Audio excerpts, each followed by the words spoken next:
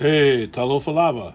This is Leotawa Dr. John Peterson, and I am with TE2 Edge Sports Cards, TE2 Consulting. Hey, it's Sunday night. I was watching the Sunday night baseball game. We've got the Los Angeles Dodgers versus the Atlanta Braves, and figured I would share with you guys a little bit about what I did today.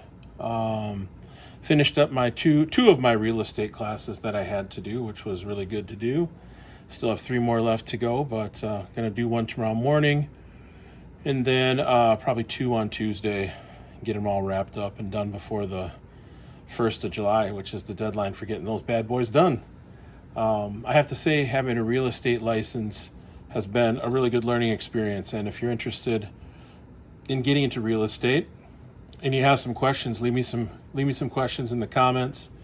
We can connect, and happy to provide any information, knowledge, wisdom, whatever that I can share.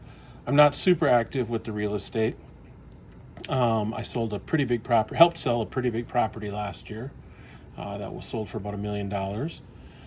But other than that, I don't really do a lot with the real estate, but it's just a good thing to have. The coursework, you learn a lot. You learn a lot about running a business, and overall, I think it's a really good thing to have. So yeah, every year you have to relicense. You have to take 15 credits to renew your license, and that's like 5 courses, so it doesn't take too long. If you haven't had a chance, check me out on myslabs.com. I got it pulled up there. You can do a search for TE2 and pretty easily find all the cards that I've got listed there. You can also find me on eBay at RJP2532. I'm currently auctioning off some vintage that I talked about in the most recent video. Today I wanted to talk a little bit about speculating, well, not really speculating, but low risk, high reward wax. So I know a lot of people love the new stuff. Hey, when I was 10, 11, 12, 13, 14, 15, even 16. By 1991, I would have been 16 years old, 17 years old, and that's about when I stopped collecting cards. But I pretty much went solid from 1981 up to 1991, 10 years. And I remember what it was like wanting to get the newest cards, get the rookies, the guys who were the rated rookies, the Greg Jeffries, the Pat Burrells later on in the 90s. Of course, Ken Griffey Jr. Earlier than that, Tony Gwynn, Wade Boggs. It's pretty tempting to want to get into that new stuff because it's just unknown. I mean, you have no idea what a player is going to do. Unfortunately, it's a pretty high risk, pretty low reward in terms of the numbers going after newer rookies. A lot of those guys just don't pan out. They don't end up having careers that result in the types of numbers that get them into the Hall of Fame, which for baseball is really what it's all about, is having a Hall of Fame career. If you want to be considered one of the GOATs, or even one of the lesser GOATs, like say Ryan Sandberg is in the Hall of Fame. He's not necessarily a GOAT, but he's definitely a Hall of Fame player. You have to put together multiple seasons. I mean, it's almost mandatory. You got to play 15 seasons practically. So the problem with the current, like ultra modern wax, like the 21, 22, 20 stuff, is that it's a very volatile market. So that's just not an itch that I like to scratch. The risk reward is a little bit too high for me. Not that I don't spend money on cards, because I certainly do. But I like to go with something that's a bit of a more sure bet. And so I wanted to show you an example of 2 things I picked up today at a local card store. I picked up some 1990 Score Baseball. Now, you might think to yourself, 1990 Score Baseball, that's like right in the middle of the junk wax era. And truth be told, it is. the vast majority of the cards in that set are not worth a ton. I mean, you can find a couple cards here if they gem out 20, 30, 40, sometimes $50.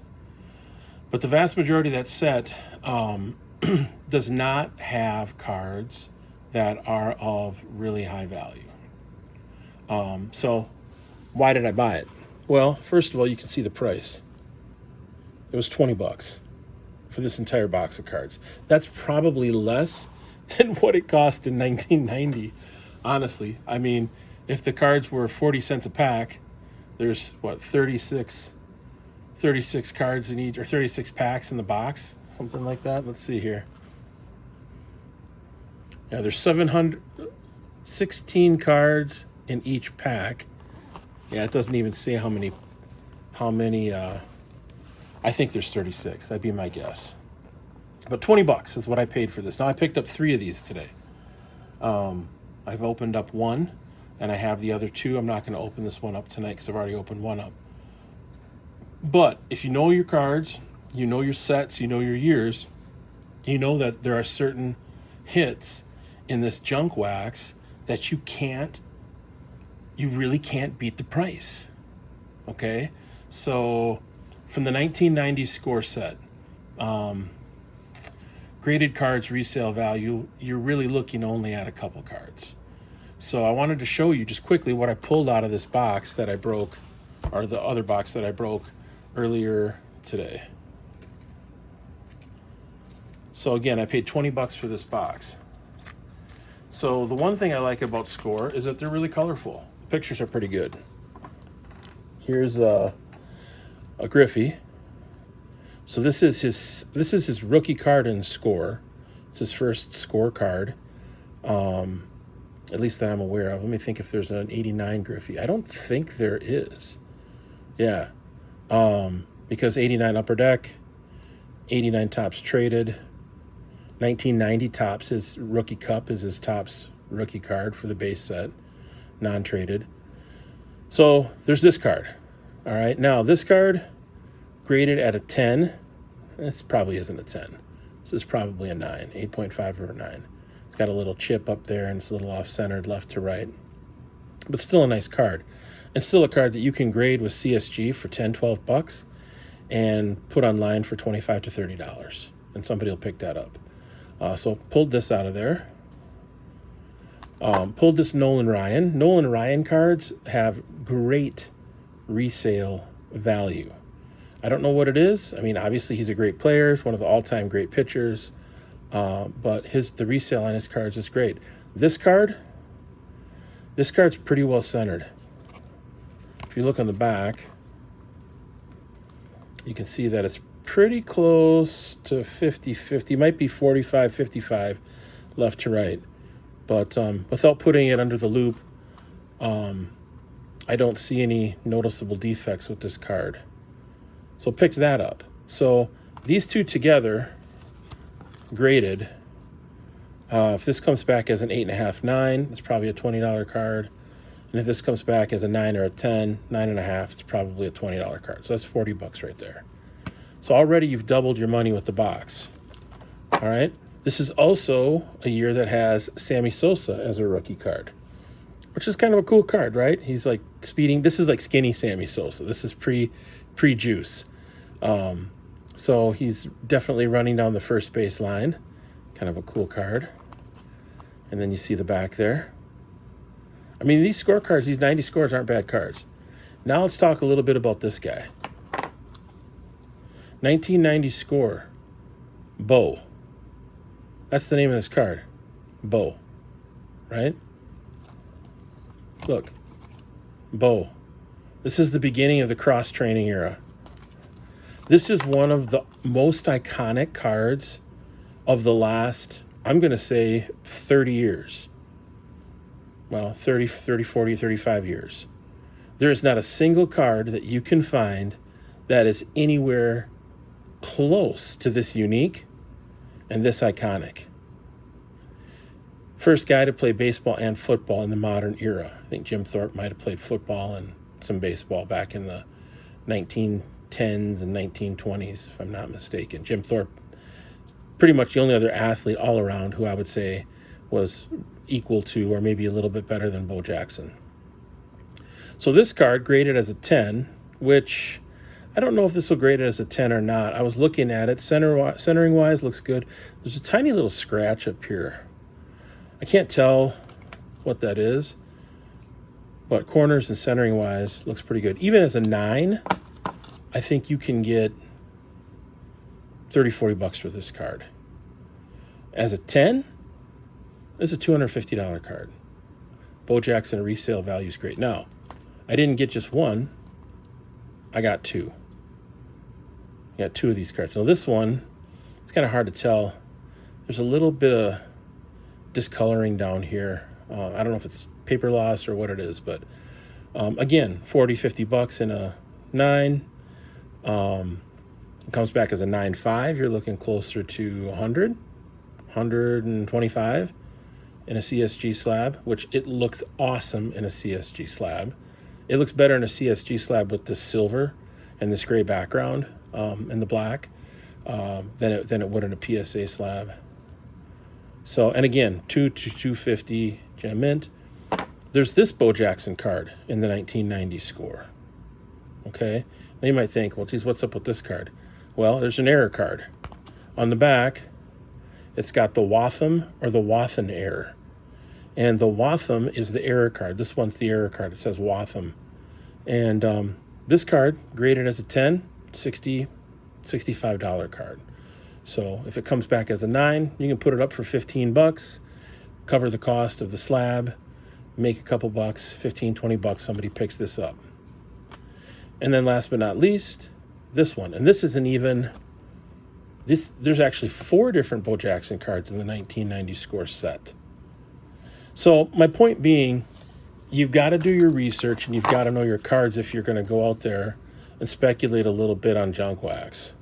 But again, I paid $20 for this box as opposed to $500. Now, that doesn't mean that I don't spend $500 on a box of cards. I have. I don't do it right now because I did it a little bit before at the beginning of the year and got some good hits, got some wins, got some losses, especially with the 85 Topps football, if you recall.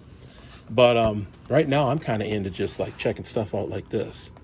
So this is 1992 Series 2 Pinnacle.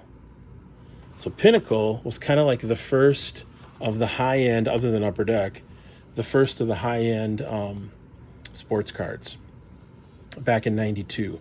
Now, I did pick up some Pinnacle Series 1 from a guy locally, and this was some of what I pulled out of it. So Manny rookie, 1, 2, 3, 4. A Tommy rookie. This is, so this card's worth some money. I can't remember exactly. I think it's at least $50 graded as a 10. This is, I think this is a 93. Yeah, this is 93 Pinnacle. Pedro Martinez rookie card. Thought this card was cool. Malcolm X, Delano DeShields. I got some hockey cards in here from a little bit of hockey dig. They're bossy rookie cards. Got to get these graded. I didn't know this guy was so good. He's like top 5, top 10 all-time hockey player. I don't do much hockey, so found these in a bin about a month and a half ago. So I picked those up for pretty cheap. So point being, you can find some stuff in this junk wax that if you get a 10 and a couple 9s or a 9, 9.5 and a couple 8s, you can flip this stuff and make some money. And Ramirez, I don't know if he's going to make the haul. He should, though. He should. The dude was a frickin' hitting machine for 10 years. From 96 to 2006, he was the best hitter in baseball. Consistently the best hitter in baseball. Runs, on-base percentage, slugging percentage, RBIs, average, home runs. The guy was an absolute machine before Albert Pujols, the machine. So, moral of the story is, don't sleep on junk wax. There's some good stuff out there. You can find things for cheap. This Pinnacle box, I paid 35 bucks for this. This is a super pack. This is the first premier edition of this card, the Pinnacle card, Score Pinnacle. There's 27 cards per pack, and this is Series 2. There's also 3 exclusive Team 2000 trademark cards per pack. All right, so I'm looking for Griffey, right? The Griffey card in this series, or in this set, just here.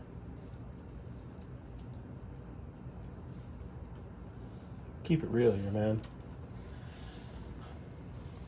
Super low production.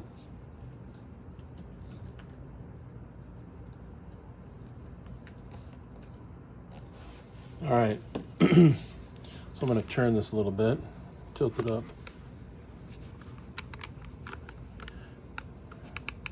Everybody's got this fancy equipment. I keep it pretty low key, man. All right, I think you guys can see that. So let's go here. Let's get the view up a little bit.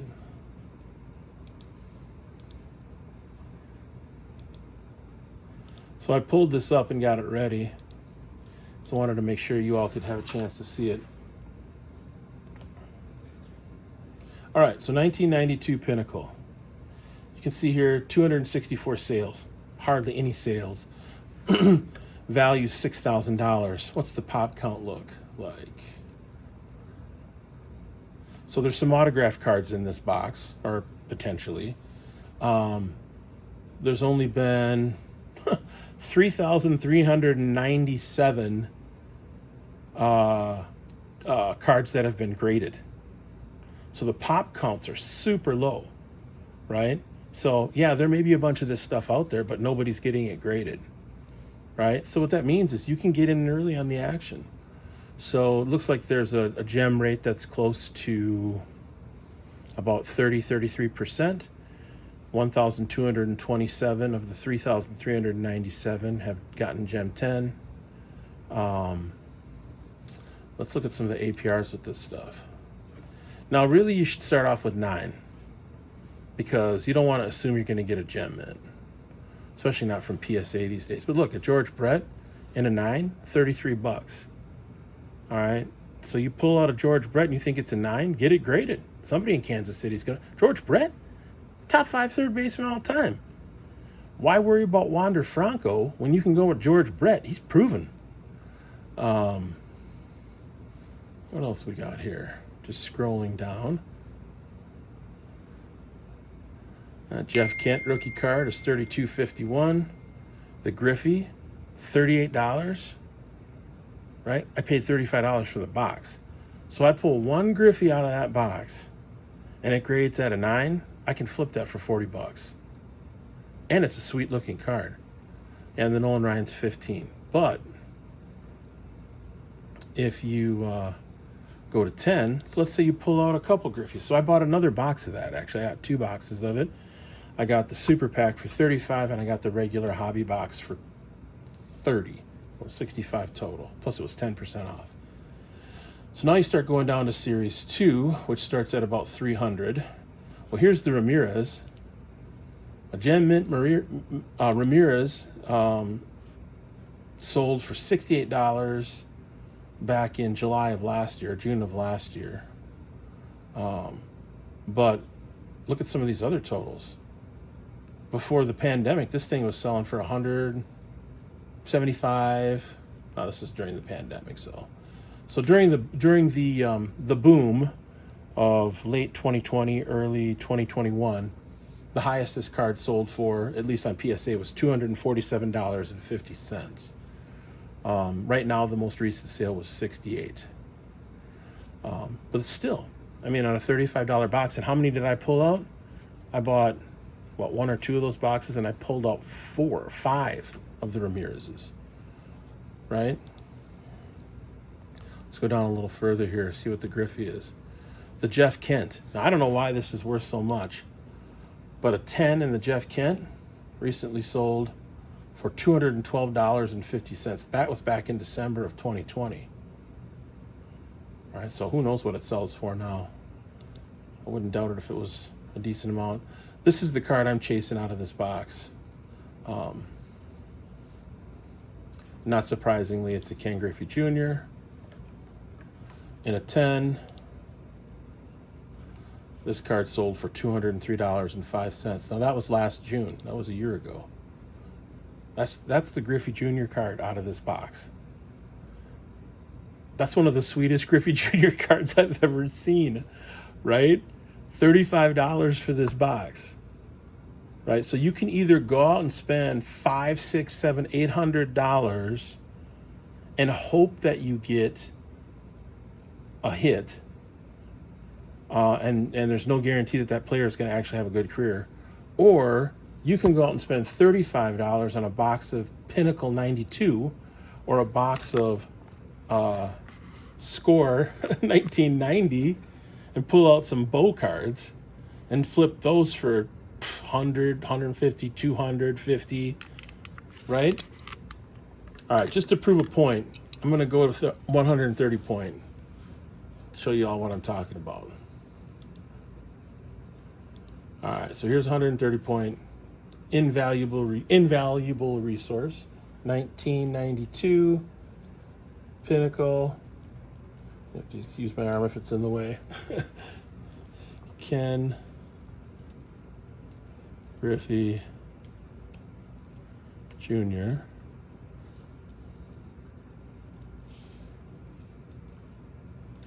PSA. What do we get?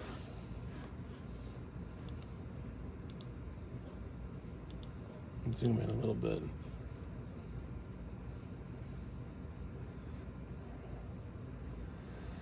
All right. So a PSA 8 sold for $4.61 on June 12th. A PSA 9 sold for $25. Still not bad.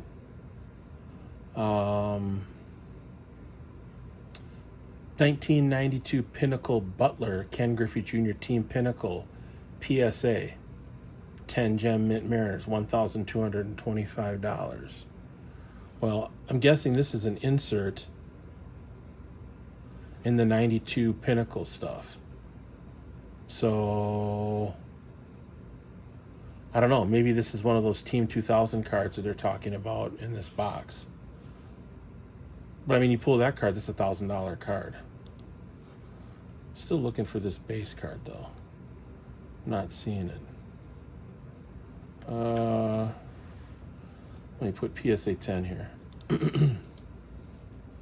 So if you're hanging into this video, I'm showing you some secrets, folks. You can find this junk wax out there. You don't have to go out and spend. Look at this, I've got some of this. So I pulled out 4 of these out of a couple boxes of 92 Stadium Club. That's a beautiful card, by the way. And I've got 2 that are being graded right now. This comes back in a gem mint. That's a $200 card. I paid $30 for the box. $30 for each box, so $60 total.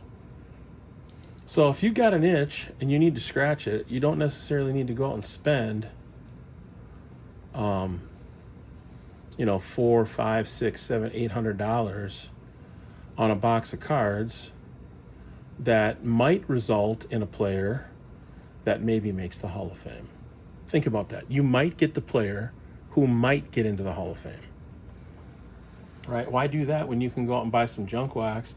And 90s inserts are hot right now, folks. For those of you that are in the hobby, you know that 90s basketball inserts are hot. Well, I'm going to tell you something. There's inserts in these too. They're just not what you think that they would be. So I'm going to break this open. I'm going to open up a few of these, maybe go to bed, get up early, open a few more. I hope you've enjoyed the video, and hope everybody out there is doing well and staying safe. Peace out. Peace out, and one love.